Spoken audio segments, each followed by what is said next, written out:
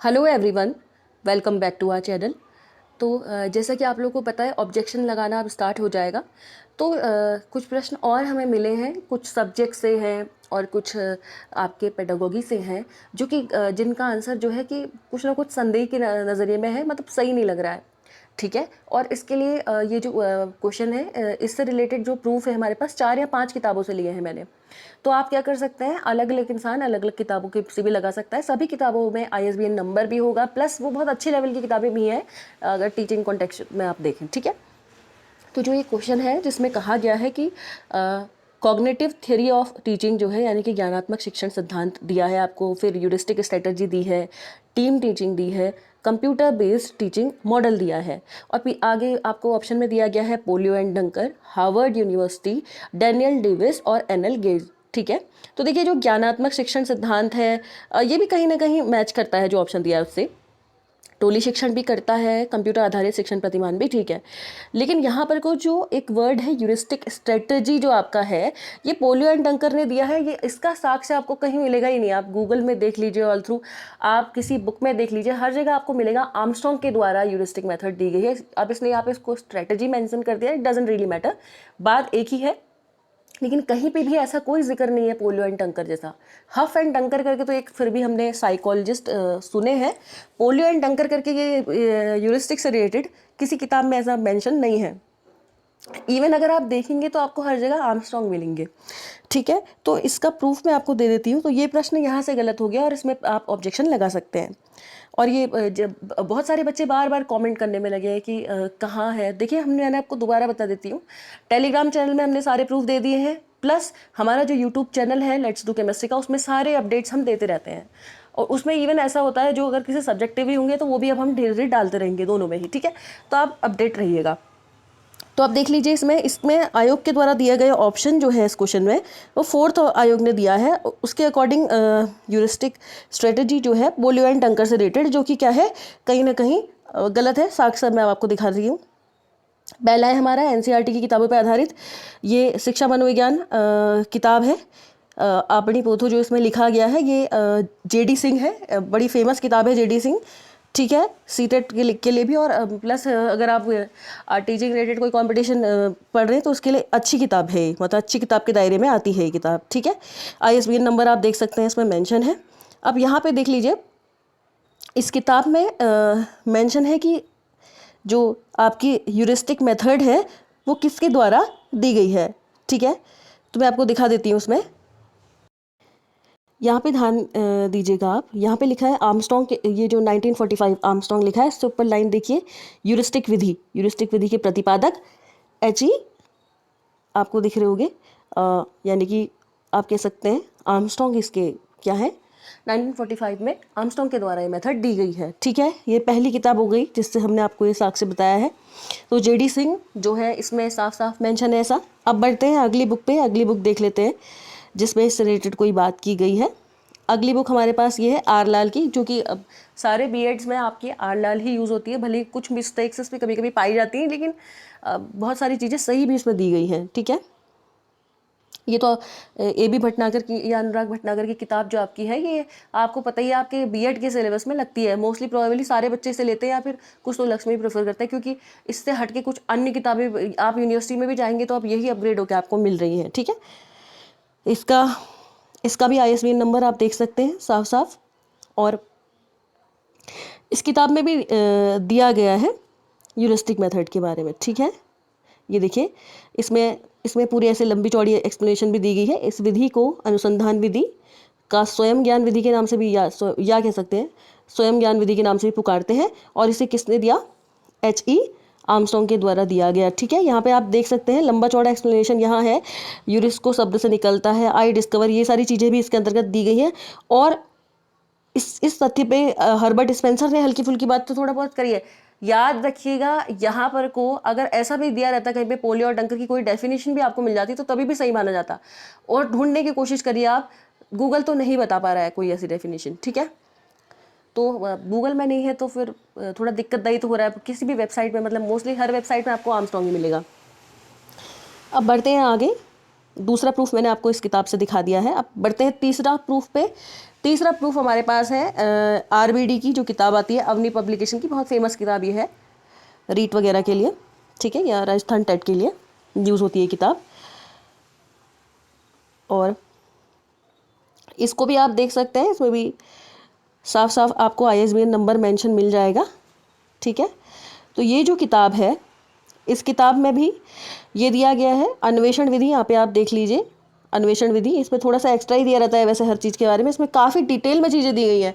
इस किताब में अगर पोलियो एंड डंकर कहीं पे भी मेंशन होता तो हम उसे मान सकते थे, क्योंकि इस किताब में कोई भी सिंगल चीज़ को बहुत ब्रीफली डिफाइन किया गया है, ठीक है। अब जरा ध्यान से देखिएगा, कहीं कहीं पे बहुत ब्रॉडर वे में और कहीं कहीं पे बहुत ब्रीफ में, लेकिन बड़े अच्छे तरीके से इसको क्या करा गया है, समझाया गया है। देखिए अन्वेषण विधि जो है, ठीक है, ध्यान से देखिएगा, ये ऑब्जर्वेशन नहीं, अन्वेषण विधि जो है ह्यूरिस्टिक मेथड, आर्मस्ट्रॉन्ग इसके प्रतिपादक है, स्वयं के निरीक्षण के आधार पर विधि है, बालक स्वयं खोज के सीखता है। और इवन आर्मस्ट्रॉन्ग के द्वारा एक दी गई डेफिनेशन भी है इसमें कि आर्मस्ट्रॉन्ग के अनुसार किसी भी विषय को सीखने की प्रक्रिया ही अन्वेषण है, बालक विषय संबंधी तथ्यों व सिद्धांतों की खोज स्वयं करनी चाहिए। अब देखिए यहाँ पे किसी भी तरीके से पोलियो एंड डंकर कहीं भी मेंशन नहीं है, ठीक है, आप देख सकते हैं इतना लंबा चौड़ा दिया गया, लाभ हानि भी दी है, तो कहीं पे भी मेंशन वो नहीं है। अब बढ़ते हैं आगे अगली किताब पे। अगली किताब मेरे पास है, ये शिक्षा मनोविज्ञान की किताब है आपकी, ठीक है, शिक्षा मनोविज्ञान की किताब है आपकी ये, बाल विकास एवं शिक्षा शास्त्र, और ये किताब है आपकी महेश कुमार वर्णवाल, ठीक है। राकेश बेल और बुलबुल जैफ भी, मतलब उनके बारे में भी अंदर कहीं प्लस इन्होंने जो काम वाम किए हैं दिए गए हैं। इसका संस्करण आप देख सकते हैं यहाँ पर को भी, ये जो किताब है तो ये भी ऑथेंटिक किताब है, इसमें इवन काफ़ी चीज़ें आपको बहुत अच्छी मिल जाएंगी डिटेल में, ठीक है। तो इस किताब में भी हम अब देख लेते हैं, इस किताब में भी अगर कहीं पर को ये जो हमारी ह्यूरिस्टिक मेथड है इसके बारे में क्या दिया गया है, ठीक है। तो इसमें भी आप देख लीजिए सही से प्रमुख विधियाँ वगैरह जहाँ पर से शुरू हो रही है। तो यहाँ पे ह्यूरिस्टिक मेथड जो है, देखिए ये किसने दिया है, H.E. आर्मस्ट्रॉन्ग ने। तो आप जहाँ भी देखेंगे ह्यूरिस्टिक मेथड H.E. आर्मस्ट्रॉन्ग ने ही दिया है, प्लस इवन इससे रिलेटेड डेफिनेशन भी आपको नहीं मिलेंगी। तो पोलियो एंड डंकर ने कहाँ पे अगर कोई डेफिनेशन भी उनसे रिलेटेड मिल जाती तो हम मानते से। तो सारे साक्ष्य क्या कहते हैं, ये हर्बर्ट इवन सॉरी हाँ हर्बर्ट स्पेंसर की भी एक इसमें डेफिनेशन है, लेकिन पोलियो एंड डंकर की कहीं नहीं है, ठीक है। तो H.E. आर्मस्ट्रॉन्ग के द्वारा ही ये मेथड क्या है दी गई है ह्यूरिस्टिक, यहाँ इस किताब से भी हमें एक साक्ष्य मिल गया है, ठीक है। प्रूफ है हमारे पास ये।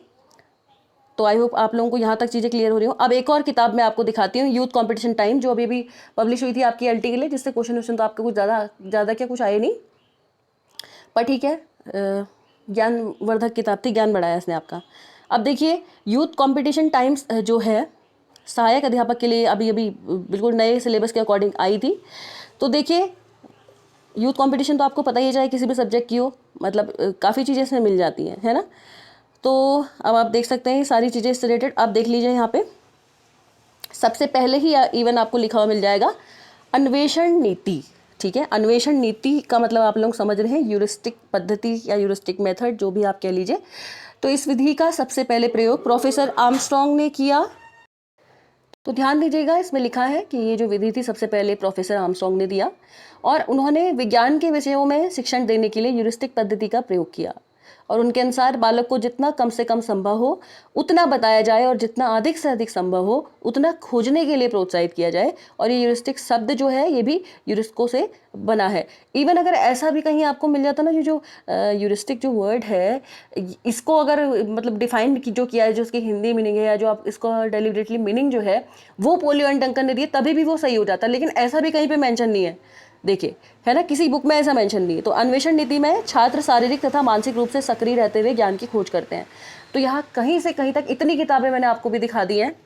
आई होप इतनी किताबों के प्रूफ काफ़ी होंगे कि ह्यूरिस्टिक मेथड का संबंध आर्मस्ट्रॉन्ग से है, ठीक है। और as such polio and Dunker से रिलेटेड कोई इसमें यहाँ पे बात मेंशन नहीं है। तो ये आंसर क्या होता है आपका, गलत होता है। आप यहाँ से क्या कर सकते हैं, क्लेम कर सकते हैं, ऑब्जेक्शन यहाँ पे आप लोग लगा सकते हैं, ठीक है। तो मैंने आपको इतनी किताबें बता दी हैं अभी तक फिलहाल, ठीक है। महेश कुमार वर्णवाल मैंने आपको बताई, JD सिंह मैंने बताई, अवनी पब्लिकेशन मैंने बताई, R लाल मैंने बताई, चौथी किताब, पांचवी किताब मैंने आपको बता दिया यूथ कंपटीशन टाइम्स, वो भी जो आपके एज इट इज सिलेबस के अकॉर्डिंग बनी हुई है। तो कहीं पे भी ऐसा मेंशन नहीं है, तो ये आंसर भी क्या हो जाता है आपका, गलत हो जाता है। इसमें आप ऑब्जेक्शन लगाइएगा, ज़्यादा से ज़्यादा ऑब्जेक्शन लगाइए। देखिए कई बार ऐसा भी होता है, यूकेपीएससी जो है, इवन यूकेपीएससी ने तो ऐसा किया भी हुआ है कि वो क्या करता है, उसी को नंबर मिलता है जिसने लगाया होता है, या क्वेश्चन डिलीट कर दिया जाता है। तो ध्यान दीजिएगा, ऐसा भी हो सकता है, ठीक है, इसलिए ध्यान दीजिएगा इस चीज़ का। तो अब बढ़ते हैं आगे। एक और इम्पॉर्टेंट चीज़ें कुछ आपको है जो बतानी है। तो देखिए यहाँ पे जो हमारी आपकी जो एलटी की एग्ज़ाम हुआ था, इसमें एक और चीज़ है, इसमें कुछ निर्देश थे प्रॉपर कि आपके बहुत सारे बच्चे बहुत ही कन्फ्यूज़न में हैं कि किसकी कट ऑफ कितनी है, मतलब मिनिमम कितने नंबर हैं आपको लाने ही होंगे अगर आपको एग्ज़ाम क्वालिफाई करना है, ठीक है। तो सामान्य और अन्य पिछड़ा वर्ग यानी कि जनरल कैटेगरी और प्लस ओबीसी जो हैं, साथ ही साथ जो ईडब्ल्यूएस हैं, ठीक है, ये जो श्रेणी है इनको मिनिमम आपके कितने मार्क्स 45% तो लाने ही हैं। याद रखिएगा कौन कौन मैंने कहा, यूआर आपका हो गया अनरिजर्व्ड, प्लस ओबीसी और प्लस आपका ईडब्ल्यूएस जो है, ठीक है, ये जो है आपको 45% मार्क्स यानी कि 100 का 45% अगर आप निकालेंगे तो 45 नंबर आप लोगों को लाने हैं क्वालिफाई करने के लिए, ठीक है, जो कि बहुत दुखद है। बहुत सारे सब्जेक्ट्स में बच्चे क्वालिफाई नहीं कर पा रहे हैं, ठीक है। वैसे ऐसा अक्सर मैथ्स और साइंस में ही फिलहाल अभी देखा गया है, इवन एसएसटी के भी कुछ बच्चों ने मुझे बताया, बाकी और एक फिजिकल साइंस में भी कुछ बच्चों का मैसेज आया था, अदरवाइज बाकी सब्जेक्ट्स में ऐसा नहीं है प्रॉब्लम इतना। अब देखिए अगला है अभ्यर्थियों को, यहाँ पे आप देख लीजिए तथा अनुसूचित जाति व अनुसूचित जनजाति श्रेणी के अभ्यर्थियों को 35% न्यूनतम अंक लाने हैं। तो अगर आप लोग एससी या फिर एसटी से अगर आपने फॉर्म भरा हुआ है तो आपको 35% यानी कि 35 मार्क लाने हैं। तो आप लोग परेशान मत होइए। अब आप लोग ध्यान दीजिएगा, बहुत सारे बच्चे, मेरे पास मैसेज आया 38 मार्क्स वाले बहुत सारे बच्चे थे, जो कुछ बच्चे थे, उन्होंने मुझे बताया, पूछा था कि कुछ बच्चे उसमें से एससी थे, उन्होंने, और कुछ बच्चे उसमें से जनरल थे। तो जो कि जनरल वाले तो आप लोग तो क्वालिफाई नहीं कर पाएंगे इतने मार्क्स में, लेकिन हाँ एससी वाले जो बच्चे हैं या एसटी वाले जो बच्चे हैं, आप लोगों के लिए न्यूनतम मार्क्स है 35 नंबर। तो अब आप लोग कंफ्यूज मत होइएगा, जिसके भी 35 से ऊपर मार्क्स हैं आप लोग क्वालिफाइड हैं, ठीक है। कुछ 38 वाले बच्चे थे तो आप लोग क्वालिफाइड हैं। अभी इवन अगर आप क्लेम वगैरह करेंगे, ये सारी चीज़ें करेंगे तो मार्क्स सबके बढ़ेंगे। अब तो ध्यान दीजिएगा, मैं दोबारा बता देती हूँ, जनरल, ओबीसी और ईडब्ल्यूएस के लिए 45 मार्क्स, एससी और एसटी के लिए कितने मार्क्स हैं, 35 मार्क्स हैं क्वालिफाई करने के लिए, ठीक है। अगर इतने नंबर है या इससे ज़्यादा नंबर है तो बहुत अच्छा है, लेकिन अगर आपके इतने मार्क्स हैं तो आप क्वालिफाइड हैं, ठीक है। अगर इससे भी नीचे है तो फिर प्रॉब्लम हो जाएगी। अगर वो अलग बात है कि अभी क्लेम करने के बाद, ऑब्जेक्शन लगाने के बाद थोड़ा मार्क्स आपके बढ़ सकते हैं, घटेंगे नहीं, बढ़ेंगे इवन, ठीक है। हाँ अगर डिलीट ही हो गया किसी चीज़ से सिचुएशन में तो फिर तो आप कुछ नहीं कर सकते, फिर तो कुछ नहीं होगा, ठीक है, जितने होते रहेंगे। अब बढ़ते हैं आगे। आगे भी कुछ इंपॉर्टेंट चीज़ आपके लिए लाए हैं। तो एक ये प्रश्न आया है हिंदी में, हिंदी में क्वेश्चन क्या आ रखा है, चंद शब्द का क्या अर्थ है, आच्छादन, आह्लादन, बंधन या फिर उक्त सभी, ठीक है। तो इसका भी ये जो प्रश्न है, अब हिंदी में तो देखिए एक बिंदु से ही मतलब अर्थ का अनर्थ हो जाता है, ठीक है। अब वो अलग बात है, चंद के बदले छंद होना चाहिए था। अब देखिए इसमें मज़ेदार बात ये है कि ये डिपेंड करता है, ये आयोग की गलती ना हो के टाइपिंग मिस्टेक्स भी हो सकती है, ठीक है। लेकिन अगर ये टाइपिंग मिस्टेक भी थी, फिर भी आयोग को गो थ्रू करना चाहिए था पूरे पेपर से कि कहीं पे कोई एरर तो नहीं है, क्योंकि जब आप इतना बड़े लेवल पे जब आप एग्जाम करवा रहे हैं, इतना टफ आपने कंपटीशन प्रमोट कर ही दिया है, तो एटलीस्ट गो थ्रू तो करिए कि पेपर में छपा क्या है। तो ये जो छपा है, चंद छपा है छंद के बदले, तो बहुत सारे, अब इसमें तो कन्फ्यूजन होना जाहिर है भाई। कुछ तो अभी जिसने उत्तराखंड रिसेंटली पढ़ा है वो उस बेचारे का ध्यान तो एक पल के लिए वहां भी जाएगा कि चंद वंश भी था एक, मतलब मैं एक बात कह रही हूँ, ऐसे सिली सी बात है ये, मोस्टली बच्चों को पता चल ही गया होगा ये छंद है, पर कुछ बच्चों ने खाली चंद देख के भी ये क्वेश्चन छोड़ा होगा, क्योंकि कंपटीशन में ऑलरेडी मेंटल प्रेशर इतना ज़्यादा होता है, उसके बाद ये सारी चीज़ें होती हैं।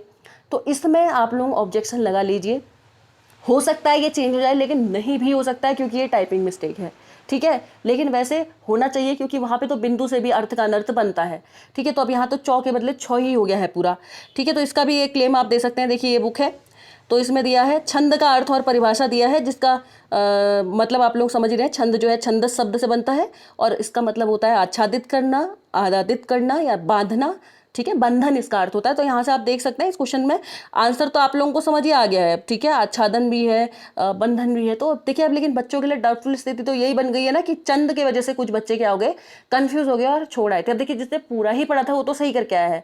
अब देखिए मोस्टली बच्चे इसको सही करके आए होंगे क्योंकि छंद का मीनिंग आप लोग, अगर हिंदी आपका सब्जेक्ट है, छंद का मीनिंग आप लोगों ने पढ़ा होगा तो आपको अच्छे से पता होगा। पर बिंदी की वजह से और ये सॉरी यहाँ पे चौ का जो छ होना चाहिए था उसकी वजह से बहुत सारे बच्चों को क्या हुआ होगा, कन्फ्यूज़न हुआ होगा। तो इसके बेसिस पे आप क्लेम कर सकते हैं, ऑब्जेक्शन लगा सकते हैं, ठीक है। और अगर नंबर दे दिए तो ठीक है, अगर नहीं दिए तो फिर आप क्या ही कर सकते हैं। परंतु बहुत सारी किताबों में आपको छंद का डायरेक्टली ये मीनिंग मिल जाएगा। तो ये तो हिंदी की तो आपको बहुत किताबें मिल जाएंगी ऐसे जिनमें ऐसा सीधे सीधे लिखा हुआ है, तो प्लस ISBN नंबर वाली बुक्स हैं, ठीक है। तो ये आप क्लेम कर सकते हैं। तो ये सब्जेक्ट वाइज बात थी, सब्जेक्ट वाइज बात भी मैंने आपको बता दी है। और कोई और सब्जेक्ट है जिसमें आपको लग रहा है आपके क्वेश्चन गलत हैं तो आप लोग बताइएगा। प्लस देखिए मैथ्स वाले बच्चे जो थर्मोडायनेमिक्स वाले क्वेश्चन के बारे में बात कर रहे थे, CPCB वाला, देखिए वो सही है, ठीक है। उस क्वेश्चन में कुछ गड़बड़ी नहीं है, वो क्वेश्चन का आंसर सही दिया हुआ है उन्होंने। बहुत सारे बच्चे कंफ्यूज होने में लगे हैं। प्लस बहुत सारे बच्चे बार बार कट ऑफ के लिए पूछ रहे हैं। देखिए मैथ्स और साइंस में फ़िलहाल तो मतलब जितना मैं एसेस कर पा रहे हैं हम अभी, तो केस ये है कि मैथ्स में अगर आप क्वालिफाइड भी है ना तो आप इन हैं, अगर आप खाली क्वालिफाइड भी हैं तो आपके होने के चांसेस हैं। क्योंकि मतलब इतने सारे बच्चे हमने देख लिया, बहुत सारे बच्चे हमारे पास कांटेक्ट में हैं मैथ्स वाले, ठीक है। चाहे वो व्हाट्सअप में हो या क्या बोलते हैं अलग अलग मीन्स होते हैं या आप पर्सनली जानते हो, तो बहुत सारे बच्चे ऐसे हैं।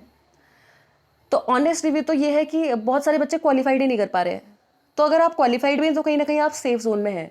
इवन अभी आप ऑब्जेक्शन लगेगा ये सब होगा तो उसके बाद आपके मार्क्स इंक्रीज होंगे, उसके बाद बनेगी रियल आपकी कट ऑफ, ठीक है। तो अभी से कुछ भी कह देना तो सही नहीं है, लेकिन हाँ अगर आप कट ऑफ भी इवन क्रॉस कर पा रहे हैं, चाहे आप किसी भी कैटेगरी में हो, किसी भी उसमें हो, तो मतलब कहा जा सकता है कि आपका हो सकता है। क्योंकि बच्चे इतने मार्क्स लेंगे, वो पिछले बार लेक्चरर में जो हुआ था कि मार्क्स ही नहीं आए थे बच्चों के, तो जिसको कुछ को कट ऑफ के दायरे में भी था तो वो भी इन हो गए, वो उनका निकल गया। वो वाली बात यहाँ पर वो भी लागू हो रही है, ठीक है। तो ऐसा हो सकता है। और साथ में थोड़ा सा बात करते हैं हिंदी सब्जेक्ट की। तो देखिए हिंदी में कट ऑफ ज़्यादा जाने के चांसेस है क्योंकि बच्चों के मार्क्स बहुत ज़्यादा है हिंदी में, ठीक है। और प्लस देखिए हमने पोल करवाया था तो एक सब्जेक्ट में पोस्ट कम है और आप लोग पोल ज़्यादा कर दे रहे हैं। हर सब्जेक्ट में तो ऐसा नहीं हुआ है, लेकिन किसी आर्ट्स का कोई सब्जेक्ट है उसमें ऐसा हुआ है। देखिए ऐसा मत कीजिए, जेन्युइन आप लोग पोल कीजिए, क्योंकि देखिए आप ही लोगों के लिए पोल किया जा रहा है, इससे हमें कोई फ़ायदा नहीं होगा, आप ही लोगों को होगा। सही कट ऑफ आपको बताई जाएगी, ठीक है, सही एनालिसिस करके। तो ध्यान दे के पोल कीजिएगा। और अगर आपको लगता है आपके सब्जेक्ट में कोई क्वेश्चन गलत है या कुछ ऐसा था तो आप लोग हमें कमेंट सेक्शन में कमेंट करिए, ज़्यादा से ज़्यादा कमेंट करिएगा, सो दैट हम आपकी बात को पहले देखें, कैप्चर करके आपकी चीज़ पे काम करें, ठीक है। साथ ही साथ अगर प्लस आपको लगता है कि अगर आपके पास क्वेश्चन है और उसका आपके पास कोई सोर्स है, ठीक है, सोर्स भी है तो वो सोर्स का पेज भी सेंड कीजिए। अगर लेकिन आपको लगता है ISBN नहीं है उस सोर्स में, तो फिर हम कोई एडिशनल सोर्स भी क्या करेंगे उसके लिए देखेंगे, ठीक है। तो कैसी लगी आज की वीडियो कमेंट सेक्शन में कमेंट करके ज़रूर बताइएगा। अगर पसंद आई हो तो लाइक शेयर कमेंट और सब्सक्राइब ज़्यादा से ज़्यादा कीजिएगा, सो दैट हम लोग आपकी और हेल्प कर सकें और ऑथेंटिक चीज़ें आपके सामने लेके आएँ, ठीक है। तो अभी तक मैंने इससे पहले भी वीडियो बनाई है, उसमें भी सारे ऑथेंटिक क्वेश्चन है, वो भी आप लोग देख लीजिए, उसको भी आप ऑब्जेक्शन लगा दीजिए। देखिए ऑब्जेक्शन लगा दीजिए अभी, अगर उन लोगों को लगेगा जेन्युइन पॉइंट है तो वो हटना है, उससे फ़ायदा ही होगा आपको सबको। ऐसा नहीं होगा कि किसी को फ़ायदा किसी को नुकसान होने वाला है उससे। कुछ मार्क्स बढ़ते हैं तो सभी का फ़ायदा होता है, वो सबके ही बढ़ेंगे जेन्युइन, तो उस लिस्ट में दूसरे बढ़ेंगे ऊपर तो आप भी बढ़ेंगे, आप कोई नीचे नहीं जाएंगे उसमें, ठीक है। धन्यवाद।